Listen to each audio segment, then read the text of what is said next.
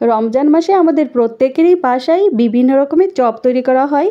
সেদিন আমি কিছু ডিম চপ এবং বেগুনি বানিয়েছিলাম, সেটা রেসিপি এখন শেয়ার করছি আপনাদের সাথে। শুরুতেই আমি ডিম চপের রেসিপিটা দেখাচ্ছি। 2টা ডিম সেদ্ধ করে 8 টুকরো করে নিয়েছি। 5টা আলু সেদ্ধ করে ভালোভাবে ম্যাশ করে নিচ্ছি।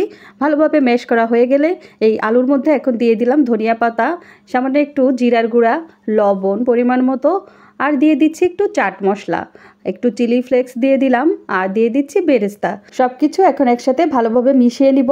আর চাট মশলাটা একদমই অপশনাল, কেউ চাইলে দিতে পারে, না দিলেও কিছু হয় না। আর ভালোভাবে মিশিয়ে নেওয়া হয়ে গেলে এটা অনেকটাই আঠালো হয়, যে কারণে আমি হাতে একটু সরিষার তেল মেখে নিয়েছি। তারপর সামান্য একটু আলু নিয়ে কেটে রাখা ডিমের টুকরা দিলাম, দিয়ে ভালোভাবে একটা শেপ করে নিচ্ছি। আর এইভাবে আমি সবগুলো ডিম চপ করে নিয়েছি। ডিম চপ করার ক্ষেত্রে মাঝে মাঝে আমি একটা ডিম 2 টুকরা করি, মাঝে মাঝে 4 টুকরা, আজকে 4 টুকরা করেছিলাম।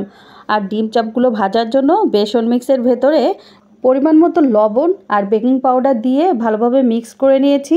আর এর মধ্যে অল্প অল্প করে পানি দিয়ে পুরো বেসন মিক্সটা আমি তৈরি করে নেব। আর এই বেসন মিক্সের ভেতরে আমি একটু গরম তেল দিয়ে দিই। আর গরম তেল দিয়ে দিলে এই বেসন দিয়ে বানানো যে চপগুলো সেগুলো বেশ মুচমুচে হয় আর অনেকক্ষণ ধরে শক্ত থাকে। আর আজকে আমি একটু আদা বাটা, একটু রসুন বাটা দিয়েছি। সবসময় আমি দেই না, আজকে দিয়েছি। এখন ভাজি করতে চলে এসেছি। এই বেসন মিক্সটা কিন্তু আমি আগেই বানিয়ে রেখে দিয়েছিলাম। এর উপরে আমার একটা ভিডিও অলরেডি দেওয়াই আছে, তারপরেও আমি আজকে আবারও বলে নিচ্ছি। আমি বেসন মিক্স বানানোর ক্ষেত্রে যতটুকু বেসন দেই তার মধ্যে আমি অর্ধেকটা দেই ময়দা আর চালের গুঁড়া। যেমন 1 কাপ বেসন যদি আমি দেই, তার মধ্যে আধা কাপ দেই চালের গুঁড়া আর ময়দার মিশ্রণ। তার মধ্যে আমি অ্যাড করি জিরার গুঁড়া, শুকনো মরিচের গুঁড়া, একটু হলুদ গুঁড়া। সব কিছু মিক্সড করে আমি রেখে দেই নর্মাল ফ্রিজে। এরপর যখনই কোনো চপ আমি ভাজি করি তখন আমি বেসন মিক্সটা বের করে এর মধ্যে পরিমাণ মতো লবণ আর একটু বেকিং পাউডার মিক্সড করে নেই। তারপরে পানি দিয়ে গুলিয়ে আমি যে কোনো চপ ভাজি করে নেই।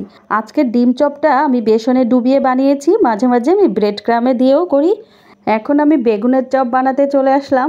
বেগুনি বানানোর জন্য বেগুনগুলো পাতলা পাতলা করে কেটে নিয়েছি। এর মধ্যে লবণ, সামান্য একটু হলুদ, সামান্য একটু জিরা গুঁড়া, সামান্য একটু শুকনো মরিচের গুঁড়া দিয়ে ভালোভাবে মাখিয়ে একপাশে রেখে দিয়েছিলাম।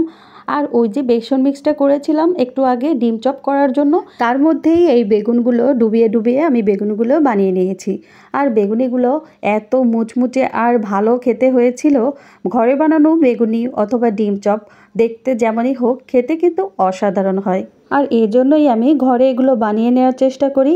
আজকের ভিডিও এ পর্যন্তই। এতক্ষণ যারা আমার ভিডিওটা দেখেছেন সবাইকে অনেক অনেক ধন্যবাদ জানিয়ে শেষ করছি। সবাই ভালো থাকবেন। আসসালামু আলাইকুম।